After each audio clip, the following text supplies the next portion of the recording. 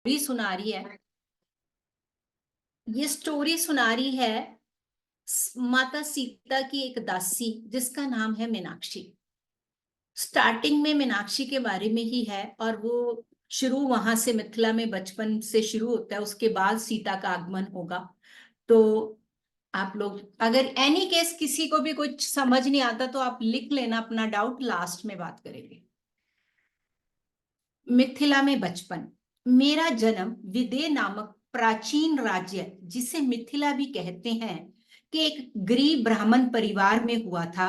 पिछली कई पीढ़ियों से हमारे परिवार के ऊपर दुर्भाग्य का साया था। हमारे पूर्वजों ने भी जनक राज परिवार में सदा सेवा का कार्य किया था।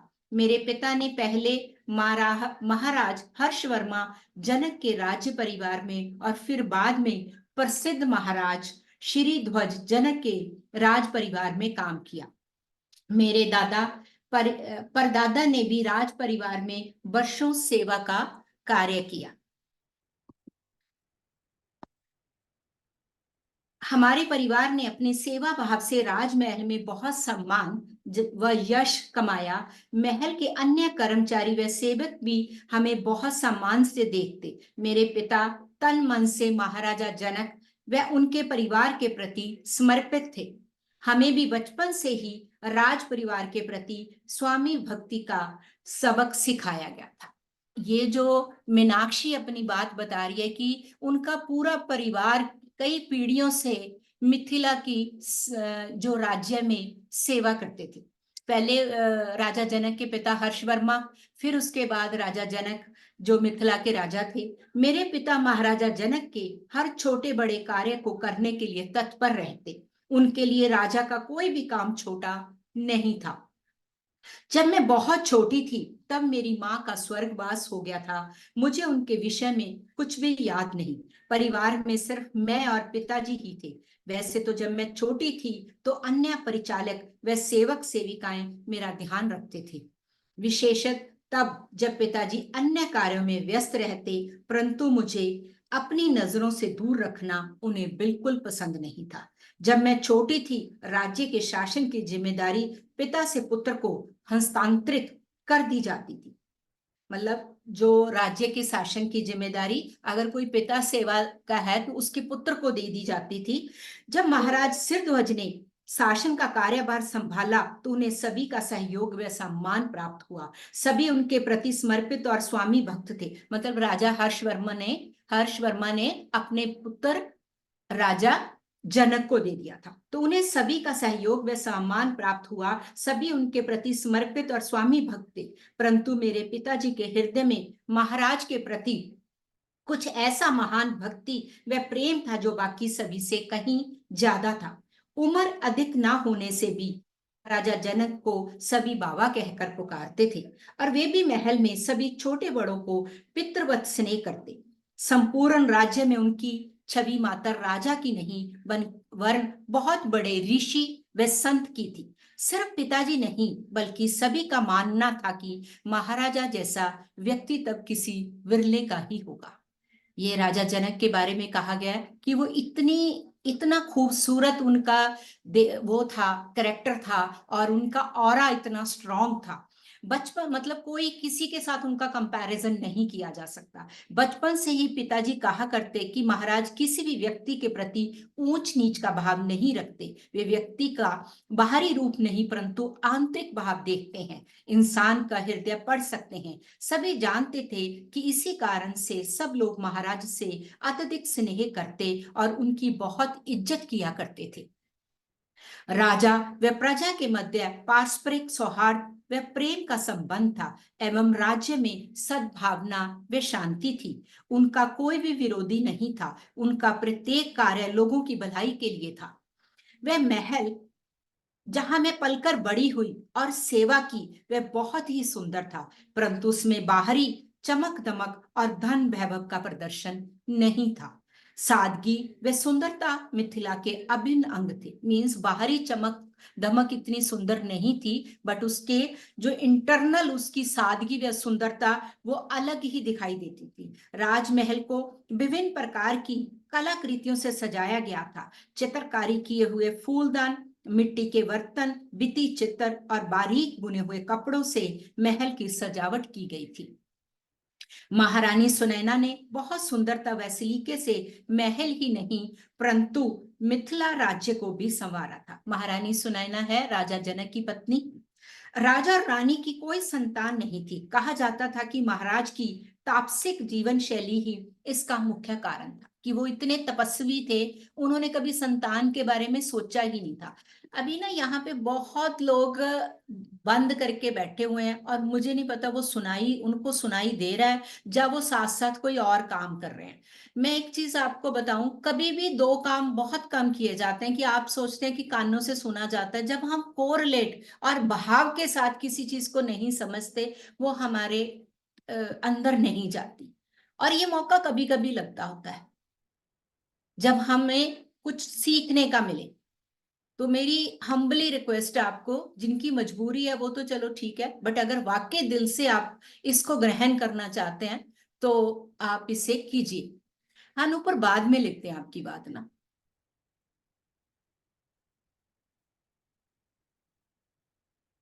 बेटे सबको अनम्यूट करना पड़ेगा ना। आप मैसेज कर दो, आप टेक्स्ट मैसेज कर दो। राजा और रानी की कोई संतान नहीं थी। कहा जाता था कि महाराज की तापसिक जीवन शैली ही इसका मुख्य कारण था।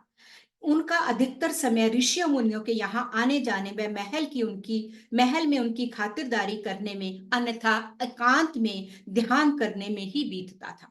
दूर प्रदेशों से आए ऋषि मुनि जनक महर्षि जनक से भेंट करते, उन्हें आशीर्वाद देते, जिससे पूरे राज्य में हर्ष और सक्रियता की लहर फैल जाती। राजा जनक हर व्यक्ति की समस्या का समाधान कर सकते थे। सब उनकी बुद्धिमत्ता से प्रभावित व लाभान्वित थे और उनके विशेष प्रिया बाबा भी।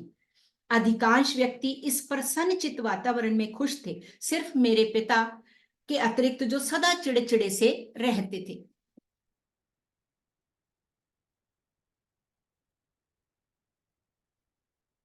सिर्फ पीडीएफ भेज दीजिए ग्रुप में ना, जो नए पर्सन है ना। भेज दी, मैंने शेयर की हुई है ग्रुप के अंदर, नए ग्रुप में शेयर कर दी है। ओके जी। मीनाक्षी कह रही है कि एक मेरे पिता को छोड़ के कि वही एक चिड़चिड़े से रहते थे, जबकि उन्हें महाराज का विशेष आशीर्वाद प्राप्त था। उन्हें कठोर कहना कोई अतिशयोक्ति न होगी। महाराज के प्रत्येक कार्य को वे पूर्ण दक्षता के साथ करना पसंद करते। अक्सर वे दूसरे कर्मचारियों के लिए किए कार्यों को दोबारा करते, यह कहकर कि इसे और निपुणता से किया जा सकता है। लेकिन ऐसा उन्होंने हमेशा बहुत विनम्रता के साथ किया, किसी को नीचा दिखाने के लिए नहीं। बड़ी विनम्रता के साथ दूसरों के कार्य को वो करते थे कि इसे और भी ज्यादा बेटर ढंग से किया जा सकता है। वे अक्सर विनम्रता पूर्वक सोचती मैं अक्सर विनम्रता पूर्वक सोचती, क्या हर कार्य को और बेहतर किया जा सकता है? क्या ये मात्र उनकी आशंका है? मैं मन ही मन इसका विरोध करती। मेरे पिताजी मुझे ये याद दिलाना कभी नहीं भूलते थे कि हमारा परिवार राजा जनक की दया से ही अपने दुर्भाग्यों से बचा है। हमारा जीवन उनकी ही धरोहर है। वे अक्सर कहा करते, उनकी कृपा के बगैर पता नहीं हमारा क्या होता। जैसे जैसे मैं बड़ी होती गई, मैंने अपने पिता से इस दुर्भाग्यपूर्ण घटना के बारे में जानना चाहा, परंतु पिताजी ने कभी उसका जवाब नहीं दिया। वे केवल आसमान में शून्य को एकटक ताकते रहते और अपना सिर हिला देते। एक बार उन्होंने उत्तर दिया, ये तुम्हारे जानने के लिए नहीं। ये मीनाक्षी अपने पिता से पूछ रही है, पर उसके पिता जो भी दुर्भाग्य उनके साथ हुआ था वो कभी भी बताने के लिए नहीं तैयार होते थे। मैं कदापि नहीं चाहती थी कि वे मुझे कभी भी अपने से दूर अब ना जाने दें, और ये भी कि मैं अन्य बच्चों के साथ विशेष अवसर पर भी बाहर जंगल घूमने ना जा पाऊं। यह सोचकर मुझे बहुत रोना आता। मैंने इसका विरोध करना चाहा, पर वे अपनी जिद पर अड़िग थे। इन सबसे भी ज्यादा दुख यह था कि मैं कभी भी नदी में स्नान करने नहीं जा सकती थी। यह मेरी सीमा से बाहर की बात थी। शायद मैं अकेली ही ऐसी थी जिस पर ये सब पाबंदियां लगी थी। मेरी कोई भी दलील काम ना आती। मेरे पिता अपनी बात पर कायम थे।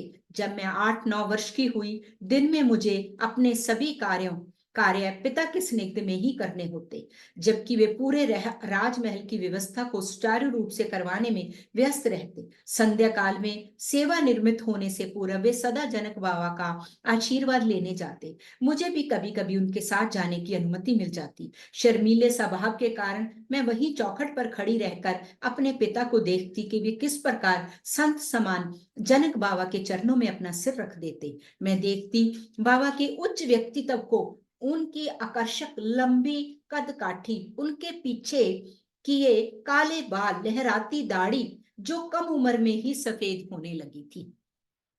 ऐसा लगता मानो किसी बुजुर्ग का अनुभव एक युवा वयस्क में आ गया हो। उनका शरीर पतला था क्योंकि वे अल्पाहारी थे, बहुत कम खाते थे। उनके चेहरे के नए नक्श बहुत तीखे थे। लंबी नाक, भरे होंठ उनकी दाढ़ी में छिप जाते। उनका चेहरा दयालु, शांत व सौम्य था। मेरे पिता का व्यक्तित्व इससे बहुत अलग था। हालांकि वे भी लंबे थे, परंतु उनके कंधे झुके रहते, मानो महाराज के सामने अपने छोटेपन का एहसास करते हैं। वे अत्यधिक पतले थे क्योंकि वे जनक बाबा से भी कम खाते थे। वे अपने चेहरे पर कठोर भाव रखते जो सिर्फ महाराज की उपस्थिति में ही पसीजता। मतलब सिर्फ उनके चेहरे पे जो हल्का सा वो होता था ना, मतलब एक प्रसन्नता आती थी, वो सिर्फ महाराज के सामने आती थी। अदरवाइज वो बड़े कठोर स्वभाव के दिखते थे, चेहरे पे मतलब एक टाइटनेस रहती थी। मुझे जब भी अपने पिता के साथ मौका मिलता, रात्रि शयन काल नियम पालन करने का, मैं सदा महाराज को कोमल स्वर में कहता सुनती, अच्छे से आराम करना दुष्यंत। दुष्यंत कौन थे? मीनाक्षी के पिता। आप शांतिपूर्ण निद्रा में विचरें, चाहे कितनी भी देर क्यों ना हो जाए, परंतु मेरे पिता ये नियम अवश्य पालन करते, क्योंकि वे जानते थे कि जनक बाबा बहुत कम सोते हैं और सोने से पूर्व उनसे अवश्य मुलाकात करेंगे। उनका आशीर्वाद मिलने बिना मेरे पिता सो नहीं पाते। एक बार मैंने उनसे पूछा कि ऐसा क्यों, तो उन्होंने उत्तर दिया, यदि रात्रि में सोते समय उनके प्राण पखेरु उड़ गए तो वे सुनिश्चित रहेंगे कि उन्हें जनक बाबा का आशीर्वाद प्राप्त है। तो मीनाक्षी के पिता क्या कहते थे कि मैं हमेशा रात को इसीलिए उनका आशीर्वाद लेके आता हूं कि अगर मैं रात को ही मेरा शरीर छूट गया तो मुझे इस बात की खेद नहीं होगा, इस बात के कोई पश्चाताप नहीं होगा कि मुझे जनक बाबा का आशीर्वाद नहीं मिला। इस प्रतिक्रिया से मुझे बिल्कुल शांति नहीं मिली। मेरा क्या होगा यदि मेरे पिता का रात्रि में देहांत हो गया तो? कभी कभी जनक बाबा महल छोड़कर कई हफ्तों के लिए बाहर चले जाते, कभी किसी ऋषि मुनि से मिलने, कभी एकांतवास में ध्यान व स्वयं स्वयं की आनंद अनुभूति के लिए। ऐसे में मेरे पिता उत्सुक रहते और अक्सर रात भर बैठकर जनक बाबा के आने की प्रतीक्षा करते, मानो उनका जीवन उनके आगमन पर निर्भर हो। अपने पिता की शक्ति को मैं गलत समझती।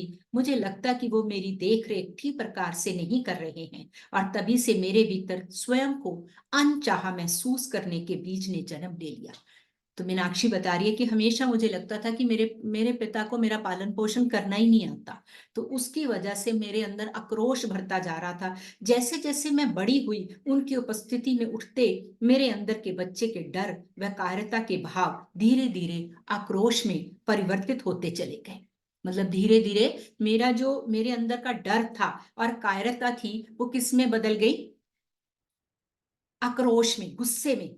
इसके कारण शायद उनके भीतर इसके कारण शायद उनके भीतर मां की ममता और करुणा के गुणों का अभाव था, या फिर अपने कार्य के प्रति उनका समर्पण भाव। पर शायद वो एक बच्चे की कोमल भावनाओं से बेखबर थे। क्योंकि मेरी भावनाओं की कोई कदर नहीं थी, इसलिए मैंने उन्हें मन ही मन रखना सीख लिया था।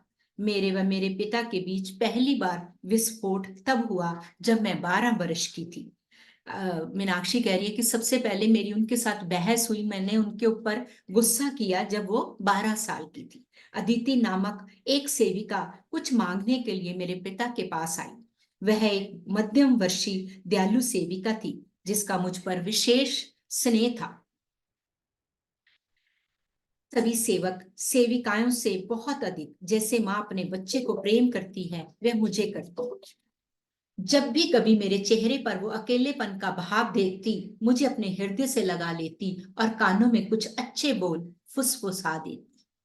मीन्स कोई अच्छी बातें बोलकर मुझे मेरी वो एनर्जी को ठीक कर देती। उस दिन जब वो हमारे कमरे में आई जहां मैं सफाई कर रही थी, उसने अन्यास मेरे पिता से कहा कि एक दिन बहुत अच्छी पत्नी बनेगी। उन्होंने तेज स्वर में कहा, मीनाक्षी कभी विवाह नहीं करेगी। पिता ने क्या कहा? मीनाक्षी कभी विवाह नहीं करेगी। उनके ऐसे तेवर से वो भौचक्की रह गई और बिना कोई प्रश्न किए चुपचाप वहां से चली गई। पिताजी, मैंने प्रश्न किया, आपने ऐसा क्यों कहा? क्योंकि ये सत्य है, उन्होंने तीखी व कठोर आवाज में कहा। उन्होंने क्या कहा? तीखी और कठोर आवाज में कि यही सत्य है कि तुम कभी शादी नहीं करोगी। क्या मैं इतनी आकर्षक हूं, अनाकर्षक हूं? मीन्स मैं कहीं इतनी कुरूप हूं या इतनी सुंदर नहीं हूं कि कोई मुझसे विवाह नहीं करेगा? मैंने आहत स्वर में पूछा। मैं नहीं सोचती कि मैं बहुत बदसूरत हूं, पर मैं यह भी नहीं सोचती कि मैं सुंदर हूं। सच कहूं तो मैंने अपनी बाहरी दिखावट के विषय में सोचा ही नहीं। तो मीनाक्षी कह रही, ना मुझे ये पता कि मैं सुंदर हूं और ना ये पता कि मैं बदसूरत हूं, पर मैंने कभी इन चीजों के बारे में सोचा ही नहीं। पर मैं यौवन की दहलीज पर कदम रख रही थी, मीन्स जवानी की दहलीज पर, और पहली बार अपने रूप के विषय में जागरूक हुई थी। मैंने स्वयं से प्रश्न किया, क्या मैं असुंदर हूं? मेरी कद काठी मध्यम थी, न ज्यादा लंबी न छोटी, छरछरी सांवला वर्ण, पर कुछ विशेष नहीं। मेरे बाल पतले थे, मानो बहुत चमकीले नहीं, पर मेरी चोटी कमर तक लंबी थी। पर उससे क्या फर्क पड़ता है? मुझ में केवल एक चीज अच्छी नहीं थी, और वह था मेरे दाहिने गाल के निचले भाग का तिल। पर मुझे समझ नहीं आता कि उससे क्या फर्क पड़ता है। हमें मिथिला में पढ़ाया गया था कि हमें अपनी बाहरी नहीं किंतु आंतरिक सुंदरता पर, विशेषकर चरित्र पर ध्यान देना चाहिए। अब इसमें दो चीजें हैं। सबसे पहले तो हमें बाहरी सुंदरता नहीं, हमें आंतरिक सुंदरता, फिर हमारा करेक्टर, फिर इससे पहले विजुअलाइजेशन दिखाइए। और एक चीज आपने और देखी कि 12 वर्ष की वो यौवन जवानी, उस समय भी ऐसा ही था, और अब फिर से वो समय वापस आ गया कि बच्चियां 12 साल की मेच्योरिटी में आनी शुरू हो गई।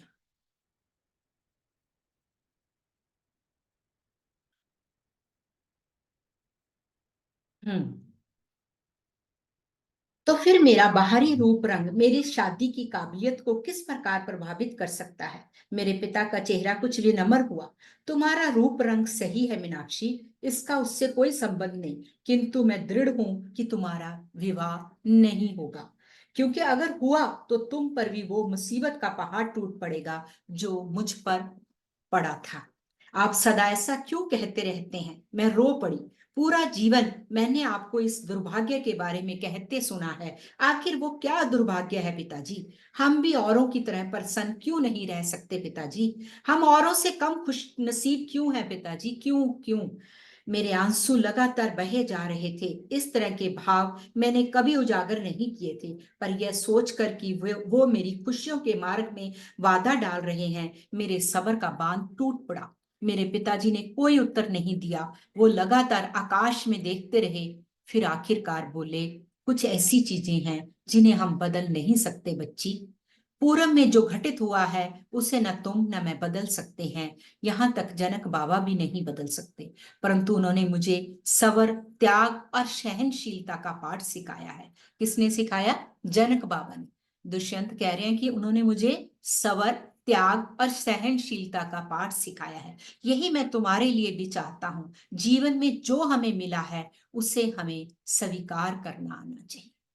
जीवन में जो हमें मिला है उसे हमें स्वीकार करना आना चाहिए। अगर तुम अपने उत्तरदायित्व को पूरी निष्ठा से निभाती हो तो तुम्हें भी संतोष मिलेगा, जैसे मुझे मिलता है। उनके शब्दों से मुझे संतुष्टि नहीं मिली और मेरे अश्रु बहते रहे। मुझे अपनी बाहों में भरकर शांत करने के बदले उन्होंने कहा, तुम्हें तुम्हें जैसा मैंने कहा है वैसा मान लेना चाहिए और आजीवन विवाह के विषय में नहीं सोचना चाहिए। यह तुम्हारी भलाई के लिए है, ताकि तुम पर दुर्भाग्य का साया ना पड़े। ऐसा कहकर वे कमरे से बाहर चले गए और मैं निराशा में डूब गई। इसके बाद हमारे बीच दूरियां बढ़ गई, बातचीत ना के बराबर हो गई। अपने पिता से मनमुटाव होने के बावजूद भी मैं देख पा रही थी कि वे एक आदर्श सेवक थे, जिनकी महल में सब बहुत इज्जत करते थे। सबको समझ आ रहा है ना? थोड़ा हाथ ऐसे करके बताओ। ऐसा तो नहीं है कि कुछ है ना? बाकी सेकंड वाले तो सारे ओपन नहीं है किसी की वीडियो, पर जिनको ओपन है तो वो थोड़ा मेरे को बता सकते हैं कि सबको समझ आ रहा है ना? ठीक है, चलिए। हाँ, इसके बाद हमारे बीच दूरियां बढ़ गई थी, बातचीत ना के बराबर होगी। अपने पिता से मन मुटाव होने के बावजूद भी मैं देख पा रही थी कि वे एक आदर्श सेवक थे, जिनकी महल में सब बहुत इज्जत करते थे। मैं भी उनके स्वभाव का अनुसरण करने का प्रयास कर रही थी, जैसे सबसे आदर व विनम्रता से बात करना, चाहे उसका जो भी स्थान हो, कभी किसी का विरोध ना करना, कभी अपनी इच्छाओं को महत्व ना देना, अपनी इच्छाओं व भावनाओं से अधिक घर की भलाई को महत्व देना आदि। यह कठिन पर मूल्यवान प्रशिक्षण था।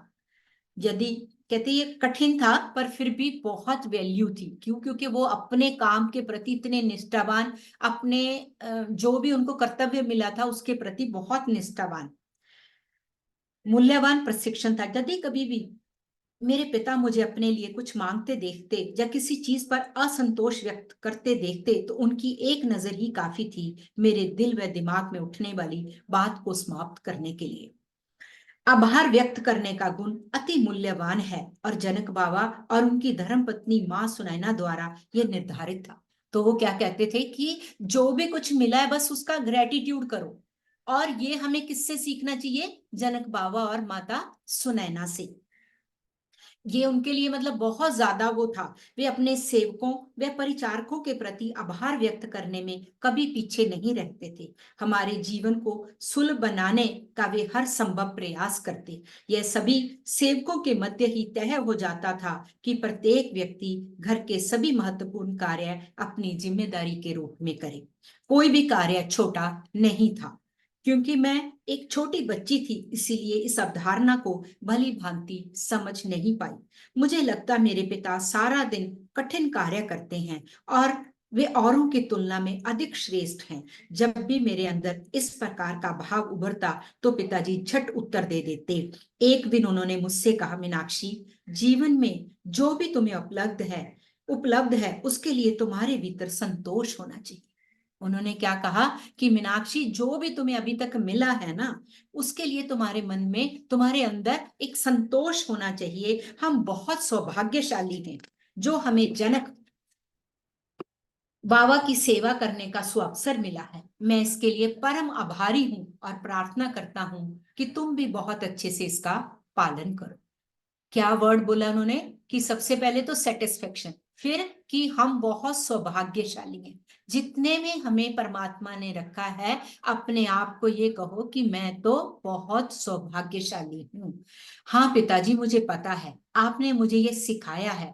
मैं सेवा करने में प्रसन्न रहूंगी। मैं प्रसन्नता की बात नहीं कर रहा मीनाक्षी, सिर्फ संतोष, प्रसन्न रहना कह रहे हो। उन्होंने कहा कि प्रसन्न रहना इतना इंपॉर्टेंट नहीं है, सेटिस्फाई होना, संतोष रखना, संतुष्टि, यह संतोष है जो मैं तुम्हारे लिए चाहता हूं। मैंने फिर सभी कृति में अपना सिर हिलाया। मैं कह तो नहीं ना पाई कि मैं भी जनक बाबा के प्रति उनके जैसा ही भाव रखती हूँ, जबकि मैं कहना चाहती थी। जनक बाबा मेरे पहुंच से बहुत दूर के व्यक्ति थे। मेरे मन में उनके लिए बहुत सम्मान व श्रद्धा थी, पर लज्जावश मैं उनके सन्मुख नहीं आ पाती थी। उनकी उपस्थिति में मुझे बहुत शर्म महसूस होती। मैंने कभी सीधे उनकी तरफ नहीं देखा, ना ही कभी उनसे बात की। जब भी मैं उन्हें दूर से देखती, उनमें आनंद व प्रसन्नता के बुलबुले उठते देखती।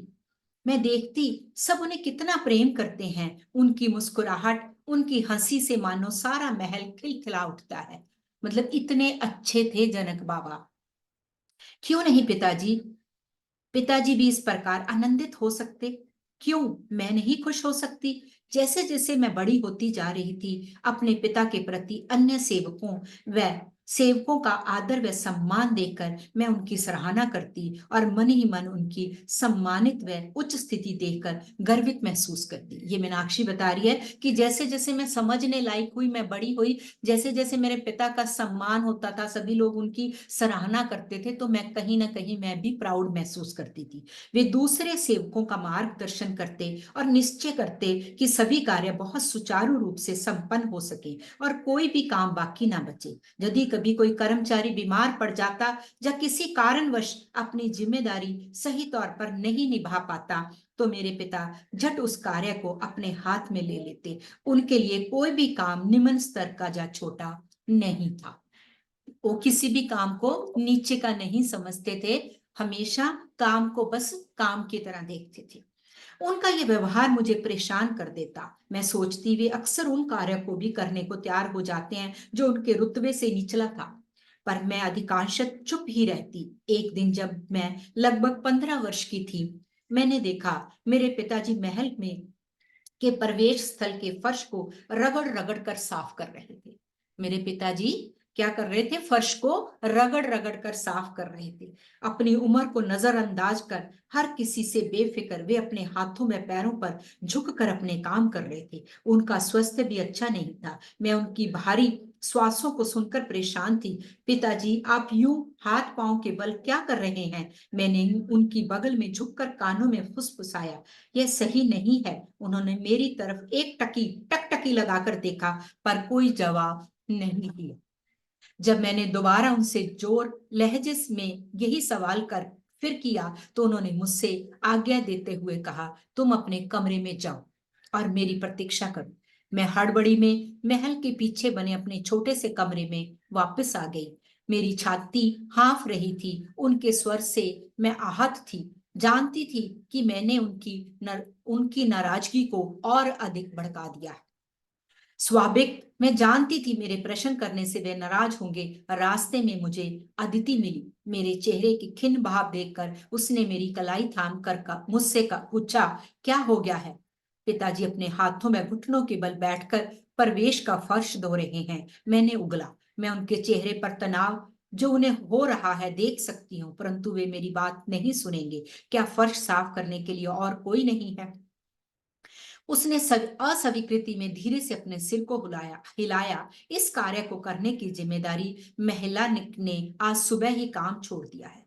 मतलब जो महिला इस काम को करती थी, उसने आज ही काम को छोड़ दिया और हम सभी मिलकर महाराज के मेहमानों की तैयारी में व्यस्त हैं, जो जल्द ही आने वाले हैं। लेकिन उन्हें ऐसा नहीं करना चाहिए। वे हम में से किसी एक को कह सकते थे, तुम इसकी चिंता ना करो मीनाक्षी। ये अदिति ने मीनाक्षी को बोला, जो दूसरी दासी है, उसने मीनाक्षी को बोला कि हम लोग सब उनके जो गेस्ट आने वाले थे उनमें व्यस्त थे, और जो फर्श साफ करने वाली दासी थी वो आज ही कार्य छोड़कर चलेगी। वो किसी को नहीं कहते थे और खुद ही वो सारा कार्य करने लगे।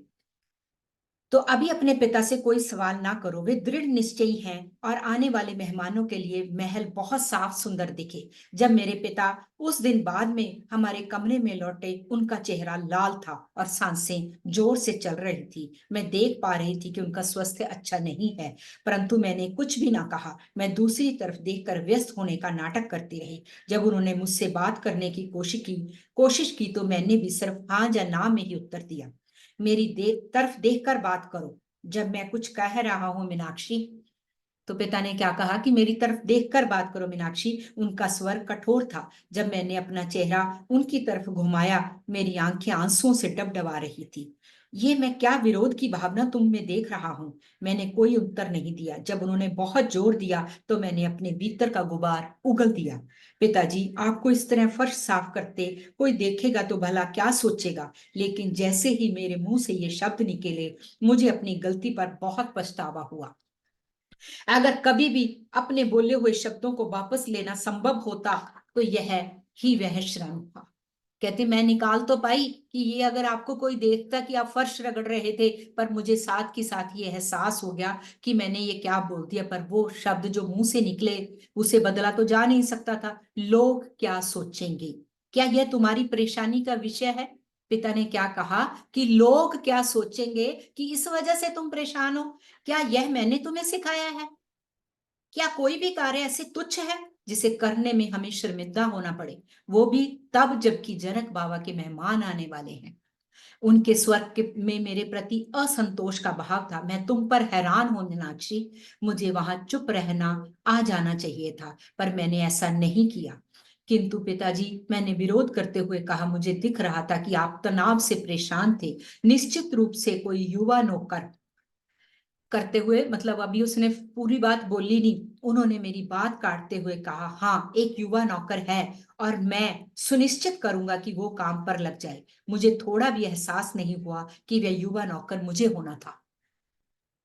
तुम्हें क्या हो गया है मीनाक्षी? मैंने कोई जवाब नहीं दिया। मैं जानती थी मैं गलत हूं, फिर भी मैं सही बात ना समझकर यही महसूस करती रही कि पिताजी ने मुझे और अपने आप को अपमानित किया है। आखिरकार मैंने धीमे स्वर में कहा, हम तो ब्राह्मण हैं। क्या नहीं है पिताजी? इस वाक्य का उन पर कोई अच्छा प्रभाव नहीं पड़ा। उन्होंने अपना हाथ उठाया मानो मुझे मार रहे हों। मैंने उनकी तरफ सहम कर देखा, इससे पहले उन्होंने ऐसा कभी नहीं किया था। फिर अपने क्रोध पर नियंत्रित करते हुए वे रुके और अपना हाथ नीचे कर लिया। उनके चेहरे के दर्द को देख पाना मेरे बर्दाश्त के बाहर था। देखो कितनी गहरी लाइनें लिख रखी हैं।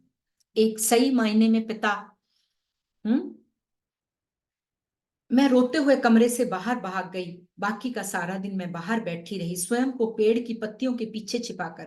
जब अंधेरा छाने लगा, मैंने देखा वे मेरी तरफ आ रहे हैं। मुझे लगा कि वे मुझे डांट लगाएंगे, परंतु वे आहिस्ता से मेरी बगल में आकर बैठ गए और कोमल स्वर में मुझसे बात करने लगे। मैं चाहता हूं कि तुम कुछ बातों को समझो मीनाक्षी, अपने महाराज की। और देखो, जीवन के प्रत्येक पहलू को समझने के लिए वे हमारे प्रेरणा स्रोत है। क्या तुमने नहीं सुना कि जनक बाबा किस प्रकार गांव गांव जाकर लोगों को खेती में जुताई करने में मदद करते हैं? क्या बताया उन्होंने कि कैसे जनक बाबा लोगों को के घरों में जा जाकर उन्हें खेती करने का तरीका बताते हैं। क्या तुम्हें एहसास है कि इस नए हल का उपयोग करने में कितना परिश्रम करना पड़ता है? कोई नया हल किसी में चलाना हो, बाद में तो वो स्मूथ हो जाता है ना, लकड़ी का हल। मुझमें तो ऐसा करने का सामर्थ्य ही नहीं है, परंतु वे इसे बार बार करते हैं। वे केवल वहां खड़े होकर निर्देश नहीं देते, वे केवल वहां खड़े होकर निर्देश नहीं देते, वे स्वयं कार्य करके सबको शिक्षा देते हैं। मैंने उन्हें खेतों में कठिन परिश्रम करते, वे पसीना बहाते और किसानों को सिखाते हुए देखा, और किस प्रकार मिट्टी को पलटा जाता है, किस प्रकार मिट्टी को पलटा जाता है। क्या यह कार्य किसी महाराज के लिए उचित है? मीनाक्षी के पिता मीनाक्षी से कह रहे हैं कि हल जा जाके किसी को जोतना सिखाना क्या महाराज के लिए ये कार्य उचित है? इस तरह वे हमें सिखा रहे हैं कि कोई भी काम तुच्छ नहीं होता। हमारे बीच में कोई भी बड़ा या हमसे कम नहीं है। हमारे महाराज स्वयं को राज्य के सबसे गरीब व्यक्ति से भी अलग नहीं मानते। ऐसा कहते हुए मैंने कई बार उन्हें सुना है। बस केवल इतना है कि उनके कर्तव्य अलग हैं और हमारा कर्तव्य यह है कि इस गृहस्थी में जो कुछ भी आवश्यक हो वह करें, ताकि महाराज का वह दूसरों का कार्य सहज हो सके, वे सुचारू रूप से राज कर सके, वे हमारा मार्गदर्शन करते रहे। मतलब उन्होंने कहा कि अगर हम ये कार्य ढंग से नहीं करेंगे तो महाराज परेशान होंगे। अगर हम सारे घर के या राज्य के काम अच्छे से करते रहेंगे तो जो महाराज दूसरे कार्य करते हैं वो बड़े आराम से कर पाएंगे। और इसका अर्थ, यदि यह कार्य करना जिन्हें तुम निम्न कोटि का कह रही हो, तो मैं वे सब करके खुश हूं और आशा करता हूं कि तुम भी खुश रहोगी। यही संतोष का मार्ग है। मैं समझ रही हूँ पिताजी क्या आप क्या कह रहे हैं, और मैं सदा प्रयास करती रहूंगी। मुझे दुख है कि मैं एक आदर्श सेविका नहीं हूँ, पर मैं लगातार कोशिश करती रहूंगी। यह मेरा वायदा है आपसे। मैंने उनकी तरफ उदासी से देखा। मुझे खुशी थी कि अब वे मुझसे अप्रसन्न नहीं थे, परंतु निराश भी थी कि मैं उनके जैसी नहीं थी। मैं तुम्हारा व्यवहार नहीं बदल सकता, किंतु तुम्हें सही दिशा दिखा सकता हूँ मेरी बच्ची। वो कहते मैं तुम्हारी नेचर नहीं बदल सकता, पर तुम्हें सही रास्ता दिखा सकता हूँ। तुम स्वयं ही अपने सोचने व समझने के तरीके को बदल सकती हो। मैं तुम्हारे कुशल मंगल की कामना करता हूँ और तुम ये करने में सफल हो सको।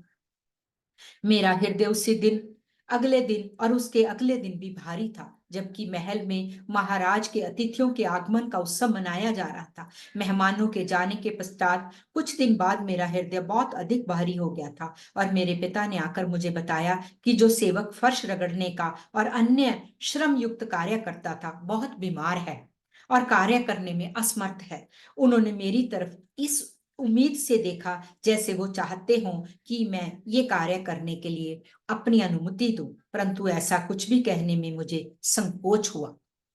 फिर उनके मुख से शब्द निकले, मीनाक्षी, मैं तुम्हें कह रहा हूं कि तुम इन सभी कार्यों की जिम्मेदारी लो जो वह कर्मचारी करता था। मैंने अवाक से उनकी ओर देखा, किंतु स्वीकृति में गर्दन हिला दी कि मैं चाह नहीं रही थी, पर फिर भी मैंने अपनी यस बोल दिया। क्या वे मुझे सजा देना चाहते हैं? क्या मेरा उनसे प्रश्न पूछना कोई बहुत प्रबल भूल है? क्या वे मुझे अपमानित करना चाहते हैं? मतलब उसके मन में कितना कुछ आ गया कि वो जो बात मैंने पहले पूछी, क्या उसकी सजा मुझे मिल रही है? क्या एक छोटा सा प्रश्न करना मेरी बड़ी भूल थी? क्या वो मुझे अपमानित करना चाहते हैं? कई मेरी आंखों के आंसू और फर्श पर बिखराया पानी धुल मिल कर एक से हो गए। मेरे पिता मेरे काम को परखने आते और निश्चित रूप में उसमें कोई ना कोई कमी निकाल कर मुझे उस सारी प्रक्रिया को दोहराने को कहते। मतलब पहले पोछा वोछा लगा दिया, झाड़ू लगा दी, फिर कहते कि यहाँ कमी है, यहाँ कमी है, इसको सारे को दोबारा करो। हम्म। दूसरे नौकर मेरी और सहानुभूति से देखते, जिससे मुझे और भी ग्लानि होती। मैं उन्हें कभी भी माफ नहीं कर सकती मुझे सबसे निम्न श्रेणी के कामों की जिम्मेदारी देने के लिए। कुछ महीनों बाद अदिति मेरे बचाव के लिए आगे आई, परंतु कुछ भी फायदा नहीं हुआ। जिस दिन यह समझ जाएगी कि किसी भी कार्य में कोई भेद नहीं होता, हम उसे इस कार्य से मुक्त कर देंगे। पिताजी ने कहा कि जिस दिन उसको समझ आ जाएगा कि कोई कार्य छोटा बड़ा नहीं होता, तब तक यही कार्य करेगी, उस दिन मैं अपने आप इसको कोई दूसरा कार्य दे दूंगा। किंतु उसका शरीर मजबूत नहीं है और मुझे डर है कि इससे उसके स्वास्थ्य की हानि होगी, उसने जोर देते हुए कहा। किसने? अदिति ने। उन्होंने अपना सिर हिलाया। यह उसको दंडित करने के लिए नहीं है आदिति, किंतु उसे सीखने में मदद करने के लिए है। यह उसकी भलाई के लिए है। उसे बाहरी दिखावे को इतना महत्व नहीं देना चाहिए। पिताजी ने मुझे उन जिम्मेदारियों से मुक्ति नहीं दी, इसलिए मैंने स्वयं को निम्नतम कर्मचारियों की श्रेणी में मान लिया था। कहते मैंने अपने आप को जो लो कैटेगरी वाले वर्कर्स थे ना, उनके बीच में मान लिया। पिताजी और मेरे बीच की दूरियां और अधिक बढ़ गई जब हम ना के बराबर बात करते थे।